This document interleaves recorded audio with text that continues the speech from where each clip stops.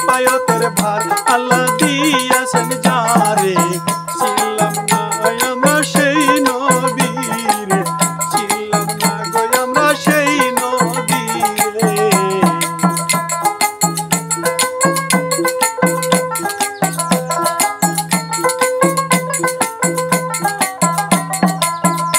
আল্লাহ জ্ঞান পয়দা করে 100 ভাগ করে 99টি ভাগ থাকলে নিজের একটি ভাগ 100 ভাগ করে 99 ভাগ রাখলেন রাসূলের তোরে এক ভাগে সারা দুনিয়ায় দিয়েছেন ছিলাম না গো আমরা সেই নবী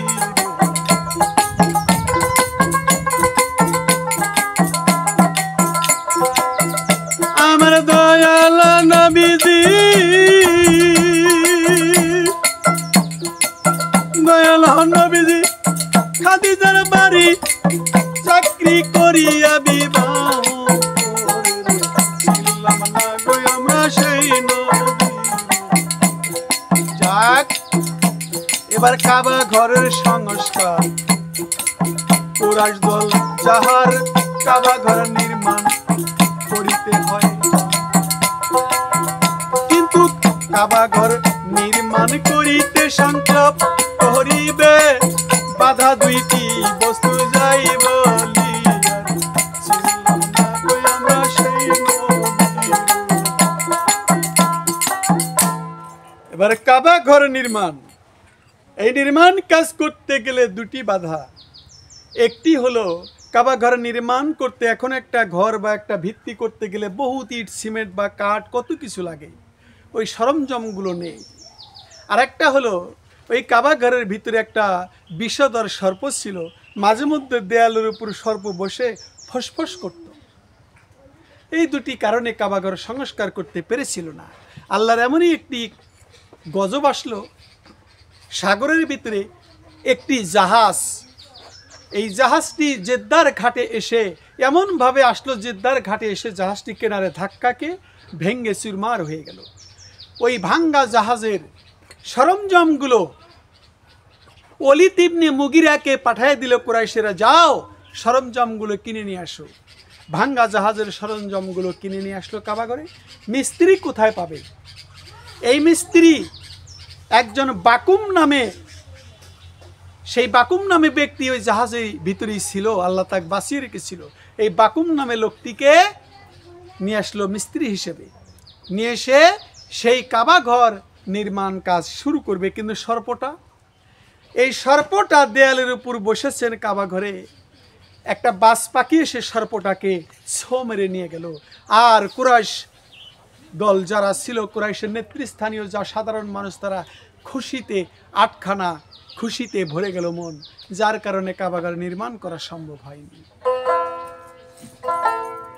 এইভাবে সেই কাবা ঘর সংস্কার করলেন ইসহাক হতে বর্ণনা করেন এই সময় মক্কার কিবতী বংশভূত এক কাঠমিস্ত্রি বাস করত আরেকটা মতভেদ বলা হয়েছে সেই কাবা ঘর নির্মাণ মিস্ত্রি নিযুক্ত হয়েছিল আর বাকুমলাম লোকটি তিনিও কাবা ঘর মিস্ত্রি ছিলেন দুইভাবে একটু প্রমাণ করা হয়েছে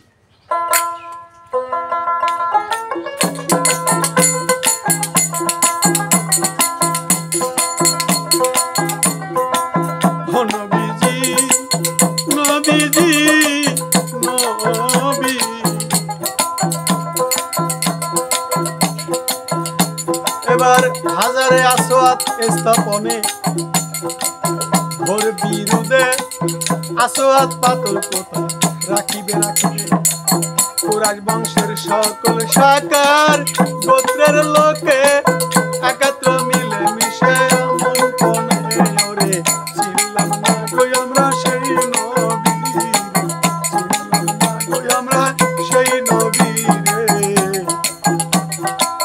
দরদি গো একাত্রে মিলে মিশে আপন মনে কাবা ঘর নির্মাণের কাজ করিবে কোথাও পারস্পরিক ভেদ বিরুদ্ধে নামগন্ধ নাই সেখানে যার যার নির্দিষ্ট সে কাজ চলেছে রে, চিনলাম না কই আমরা সেই নবীরে। কিন্তু গোল বাঁধলো হাজারে আসওয়াদ পাথর নিয়ে, কাল পাথর স্থাপন নিয়ে।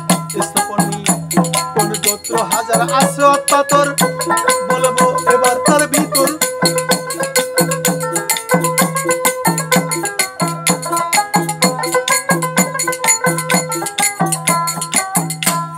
কুরাইশ বংশের সকল শাখা গোত্রের লোক একত্রিত মিলেমিশে আপন মনে কাবা ঘর নির্মাণের কাজে করেই চলেছেন।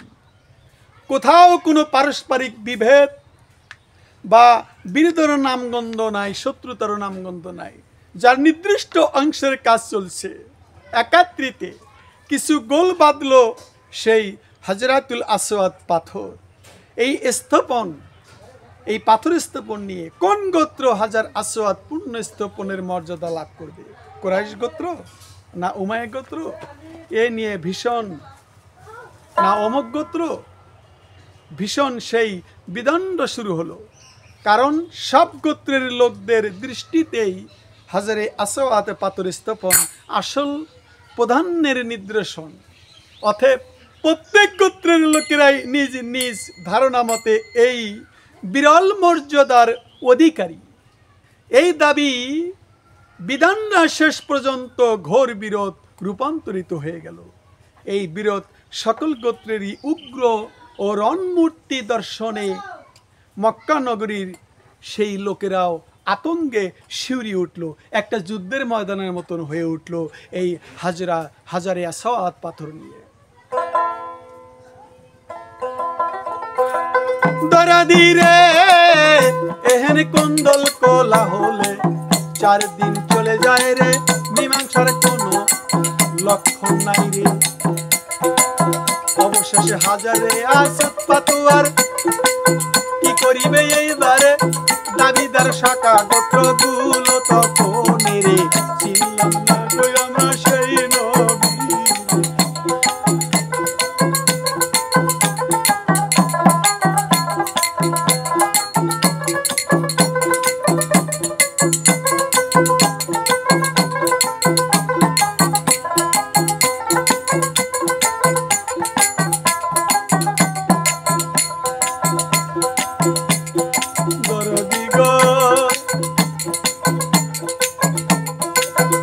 তাই প্রধানের নির্দেশন, অথেপ বলো গোত্রের লোকেরাই নিজ নিজ ধারণা বিরল মর্যাদা লাভে দাবি করতে থাকে। প্রত্যেকেরই দাবি আমরাই পাথর স্থাপনের মর্যাদায় রে।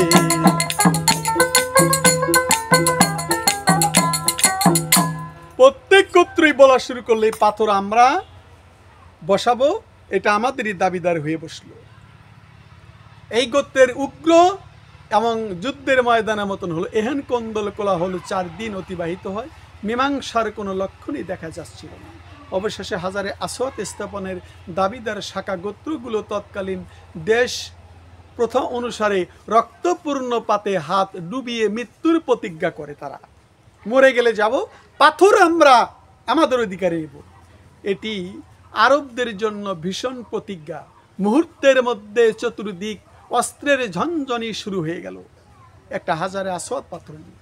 এই সময় জলদ গম্ভীর স্বরে উচ্চারিত হলো, স্থির হও, স্থির হও, আমার কথা শোনো।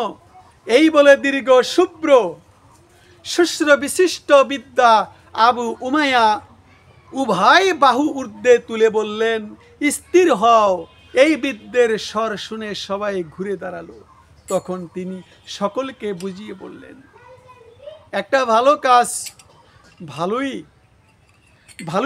সমাধানের পর তোমাদের মন্দের অশুভ সূচনা তোমরা করো না, যে আগামীকাল ভোরে সর্ব আগ্রহ কাবার চত্বরে প্রবেশ করবে। আগামীকাল যে গোত্রের এই বিবাদের মীমাংসা দায়িত্ব তারই উপর অর্পণ করে তোমরা ক্ষান্ত হও। তাহলে ভোর পর্যন্ত যে আসবে এখানে সেই এই দ্বিধাদ্বন্দ্ব মিটিয়ে দিবেন। ভোর পর্যন্ত এবার কে আসবে শুনুন।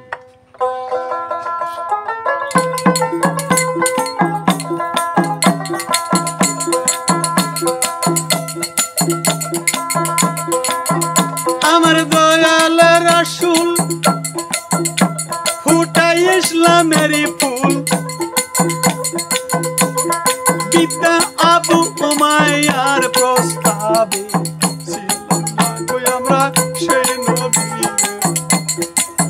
উমায়ার প্রস্তাবে সবাই সম্মত হয়ে রুদ্রশ্বাসে অপেক্ষা করিতে থাকে। পরের দিন ভোরে কে সর্বপ্রথম কাবাঘর চত্বরে প্রবেশ করে, তখন সকল পক্ষেই নানাবিধ চিন্তা ভাবনা করেছে রে, চিনলাম না কই আমরা সেই নবী রে।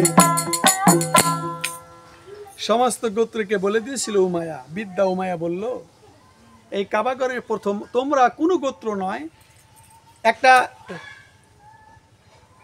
নির্দলীয় একটা, যার কোনো শত্রুতা নেই, যার কোনো কিছু নেই, ওই ব্যক্তি এইখানে যে আগে আসবে আমাদের কোনো গোত্রের নয়। সবাই চিন্তা ভাবনায় পড়ে গেল, কে যেন আগে আসে, কে সেই ঝগড়া মিটিয়ে দিবে। সর্ব আগ্রহে কাবা চত্বরে ঢুকবে আর হাজারে আসওয়াত স্থাপনের গৌরব মর্যাদার কার পক্ষে যাবে, সবাই চিন্তা করতে শুরু করলো। সবাই অপলক নেত্র পথ পানে চেয়ে আছে। এমন সময় হঠাৎ অজস্রহ কণ্ঠের ধ্বনি উঠল, এই যে আমাদের আলামিন, আমরা এর মীমাংসার সম্মত আছি। আমার নবীজি মোহাম্মদ সাল্লাল্লাহু আলাইহি সাল্লামের কথা বললেন।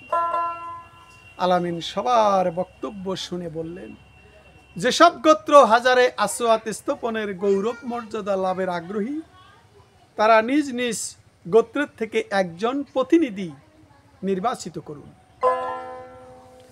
পরামর্শ মোতাবেক প্রতি গোত্রের নিজ নিজ প্রতিনিধি নিযুক্ত করল।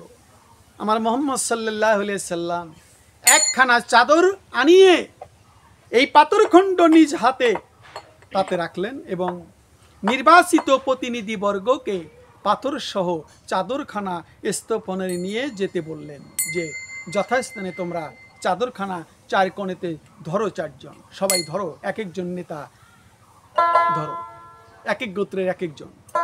তার উপদেশ মোতাবেক পাথরখণ্ড যথাস্থানে নিয়ে রাখা হলে তিনি উঠিয়ে সেটি নির্ধারিত জায়গায় রেখে দিলেন। মুহাম্মদ সাল্লাল্লাহু আলাইহি সাল্লামের এই দূরদর্শিতা বিচক্ষণতায় সমগ্র আরব আসন্ন রক্তক্ষয়ী যুদ্ধ থেকে রক্ষা পেল। এভাবেই আমেনার এতিম দুলাল শৈশবে আসাদ্দেককে শতাব্দী যৌবনে আলাবিন বিশ্বাসিত বা আমানতদার উপাধিত ভূষিত হলেন।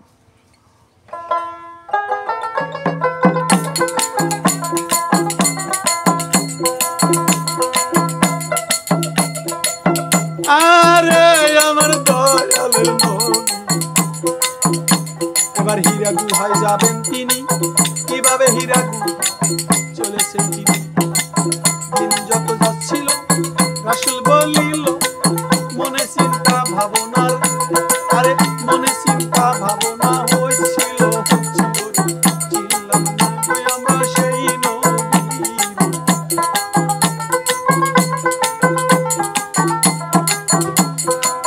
এই সময় তিনি 35 বছর বয়সে, 2 বছর পূর্বে থেকে তার হৃদয় জগতে ভাবান্তর আসতো না, ভাবান্তর আসতে পেতেছিল। যতদিন যাচ্ছিল ততই গভীর হতে গভীর হইয়াছিল।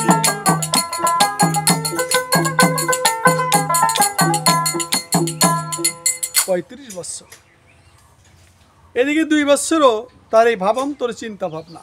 সদা সর্বদা নয়ন যুগলে কি যেন এক অপূর্ব জ্যোতির দেখতে পাচ্ছে, কর্ণপটে যেন অশ্রুপূর্বক কি এক সল্লিত সুর ঝঙ্কৃত হচ্ছে। এই সময় তিনি পরিষ্কার পরিচ্ছন্ন হয়ে ধ্যান ও ইবাদতে মশগুল থাকতেন।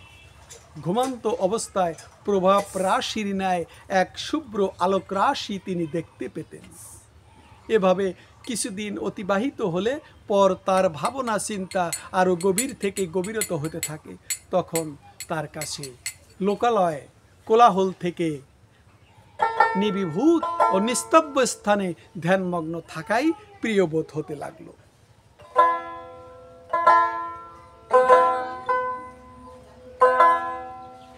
এবার হীরা গুহায় যাবে সাধনা করেছে।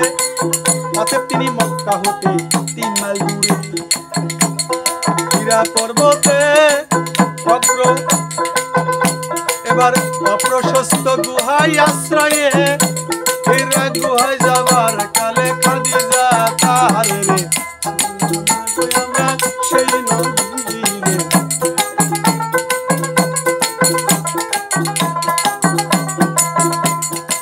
খাদিজা খাবার নিয়ে প্রস্তুত করে দিত।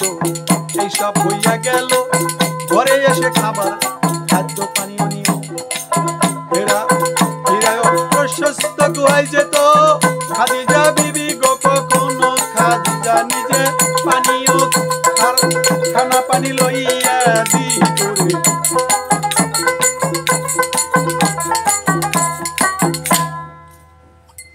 খাদ্য পানীয় হীরায় অপ্রশস্ত গুহায় চলে যেতেন। কখনো হযরতে খাদিজা নিজেই খাদ্য পানীয় হীরার গুহায় দিয়ে আসতেন।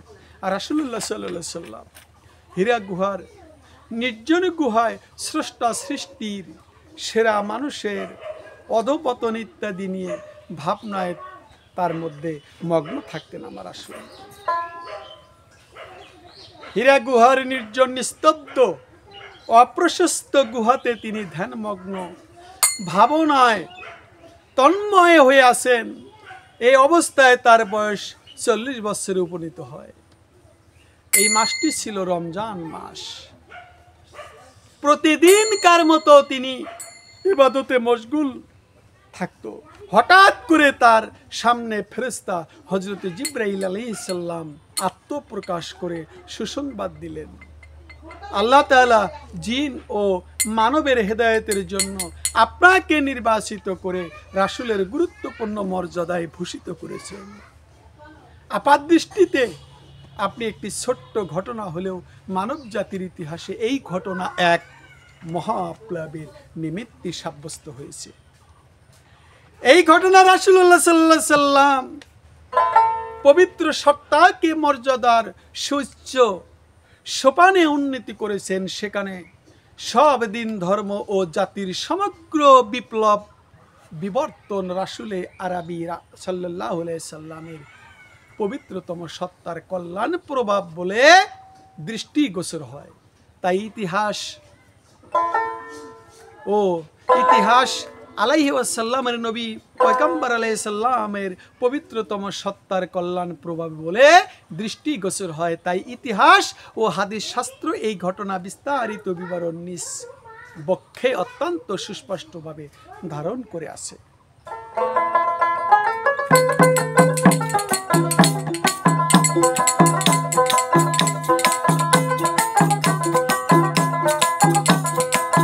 ইমাম বুখারী নিজে কইয়াছে সংকলিত হাদিসে, বুখারীতে আয়েশার বর্ণনা সূত্রে জিবরাইল প্রথম হীরা গুহায় আগমনে চলে যায়।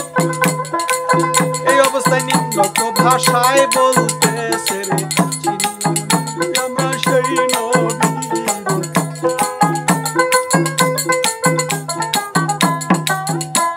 নবী আকরাম সাল্লাল্লাহু আলাইহি সাল্লামের উপর প্রথম দিকে সত্য স্বপ্নের ধারাবাহিকতা বিদ্যমান থাকে।